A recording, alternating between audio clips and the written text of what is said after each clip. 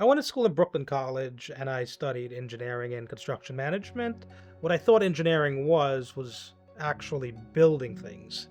And what it turned out to be was just designing things. So I quickly shifted into the construction field. So I've known Joe Rossi for about a decade, and we worked briefly together many years ago, but we've always kept in touch. A few years ago, Joe called me and basically asked if I wanted to come on board and run the construction division of Nord. I was working in corporate America, building 50-story, 20-story high-rise buildings at the time. And I said to myself, you know what? How about I branch out, work with this person that I've known for a decade that I've always kept in contact with, and come over and help him build his company. We're about 9 months into the construction schedule for the Carriage House. We completed our foundation on building number 2. We completed our foundation on building number 1. We've topped off the concrete podium on building number 2. We're topping off 75% of the podium on building number 1. We have one more floor of concrete to go.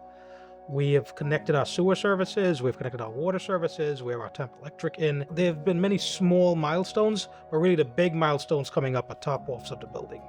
And we're planning on topping off building number 2 in June and building number 1 by September. If we have an issue on a project, just as in life, the key is to focus on the solution. Focusing on the problem is just going to delay you and it's going to panic everyone around you.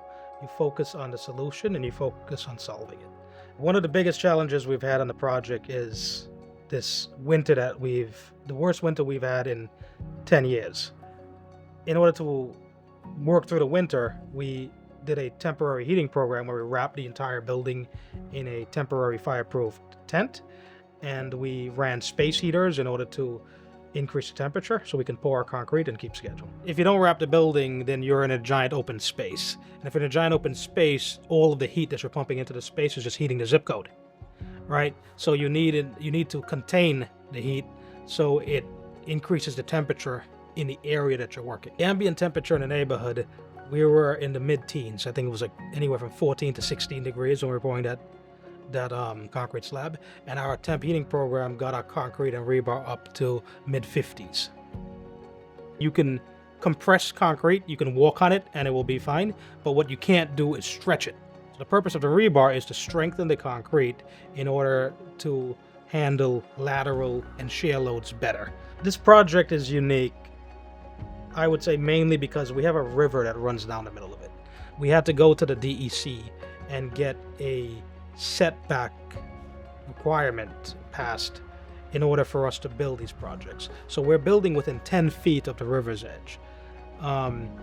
In doing so, we have to make sure that we're not polluting any of natural resources, we're cleaning up the river and taking our environmental protections very seriously. We're entering our facade and roofing on the project. The public will start seeing what the actual buildings are going to look like. We're going to start installing our brick and our panels and our facade materials. So from the outside looking in, you're going to actually start seeing these buildings come to life. I'm most proud of the teamwork that our ownership group, our contractor, the village of Patchogue, our subcontractors, just everyone that's involved in the project has shown and has been doing every single day. If you're looking to get involved in the construction industry, I would say look within yourself and understand what you like, and understand that in construction you can do what you like in any field. And you can become an inspector, you can become a code enforcement official, you can become an engineer or an architect, and you can get into the construction industry that way. If you're really talented with your hands, you like working with your fingers, you like moving about all the time, you can be a plumber, an electrician. I would say just look within yourself, understand what you like to do, and pursue that in the construction industry, because the opportunities are there to do whatever you want.